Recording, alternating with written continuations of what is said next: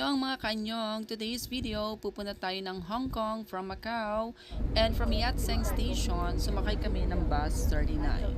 And yan mga kaanyong, yung view namin pagkasakay ng bus 39. Bumaba kami sa Lisboa Station at sumakay ng 101X na bus. Andito na kami mga kaanyong sa terminal going to Hong Kong. Ayan, may pa-commercial pa nga sa may lubak.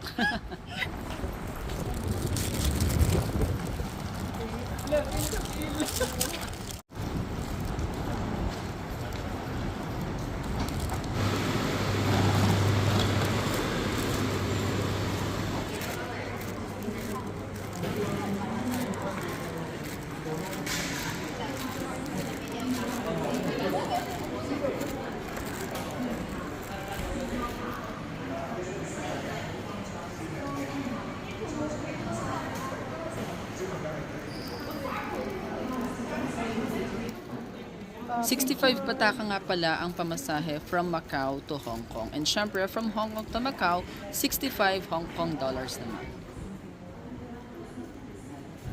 At ayun na nga, inabutan na naman kami ng ulan nung pasakay na kami ng bus to Hong Kong. Buti na lang, tumila na yung ulan nung dumaan na kami sa may bridge going to Hong Kong. Kasi possible niyan na makancel na naman ang pagpunta namin dahil walang bus na tutuloy papunta doon kasi lawad na lawad. Kasi as you can see, talagang dagat yung dadaanan niya. Kumaga parang expressway siya na kapag may bagyo or malakas ang ulan, talagang delikado kasi baka yung pagaspas ng hangin, lumipad yung bus na sinasakyan na or yung dumadaan doon sa expressway.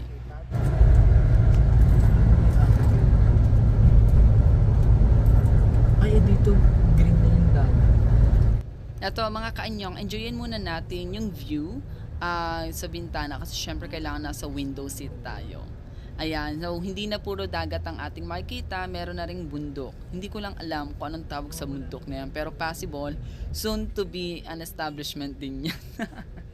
Ayan, so dito yung kulay ng dagat ay color green. So parang lumot siya or whatever, hindi siya yung talagang color blue na talagang kulay ng dagat. Ayan, medyo malapit na tayong bumaba kasi tanaw na natin yung buildings dito and may pa-cable car pa nga.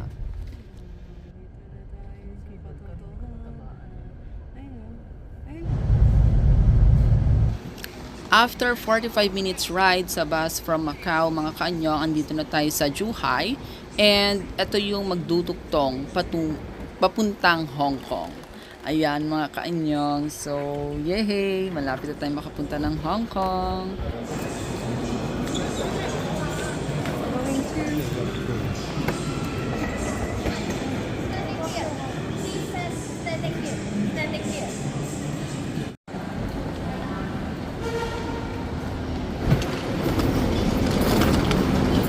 From here, sasakay ulit tayo ng bus papuntang train para makapunta na tayo ng Disneyland.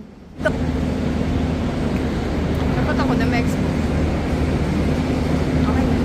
Ayan, nakasakay na ulit tayo mga kaanyong ng bus going to train. Papunta na siya ng Disneyland.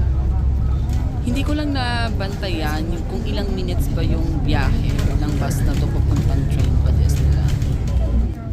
Currently, may ginagawa na naman sila sa dagat. Tatabunan na naman nila ito Bundok na ng bundok mga yung lupa mga galing sa lupa. bundok. And possible, another daan na naman yan or siguro daan lang siya, hindi siya establishment kasi medyo maliit siya or hindi pa sila tapos na.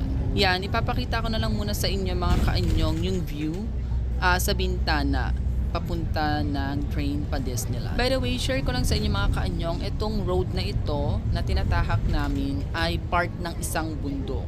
And nakakatuwa kasi hindi ko inakala na talagang bundok siya not until nung nag-U-turn na. Kasi doon ko nakita na yung dinadaan namin pala ay medyo pataas siya na bundok. Kakababa lang namin ng bus, mga kaanyong, pasakay na kami ng train and this time, sa Disneyland na talaga yung bababaan namin. 750 Hong Kong dollars nga pala mga kaanyong pamasahe sa train going to Sunny Bay Station, bababaan para sa Disneyland.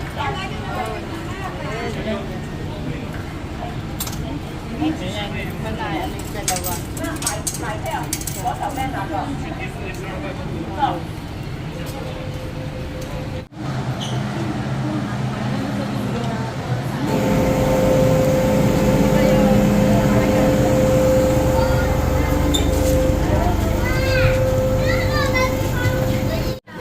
Sa wakas mga kaanyong, andito na kami sa labas ng Disneyland. This one. Ayan mga kaanyong, last station na ito. And after so many hours, nakarating din kami.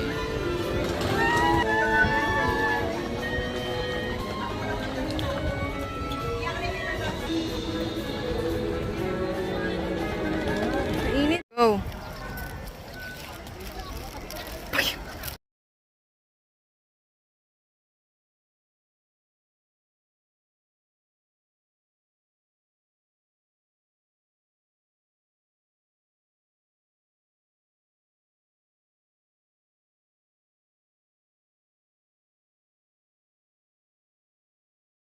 Nalaglag na.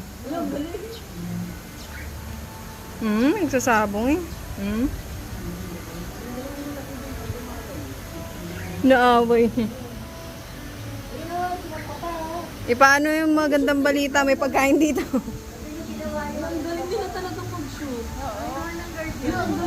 Nag-overtake. Ito pa isa.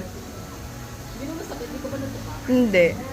Mabilis lang. Naramdaman ko lang yung pakpak niya. At this point mga kaanyong, nasa Chotong Station kami sa Hong Kong. Hindi na kami lumayo kasi baka maligaw pa. Alright mga kaanyong, tapos na ang ating Hong Kong trip for today's video. Sumakay kami ng B5 na bus going to Zhuhai para makabalik ulit ng Macau.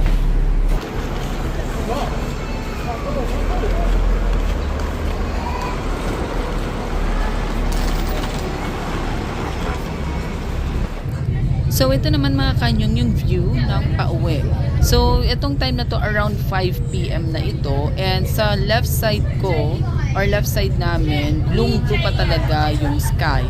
But on the right side, hindi siya nagkukulimit. Talagang madilim na kasi nga, around 5 p.m. na yan. Diba? Ang galing nahati yung maliwanag na sky and then yung talagang actual time.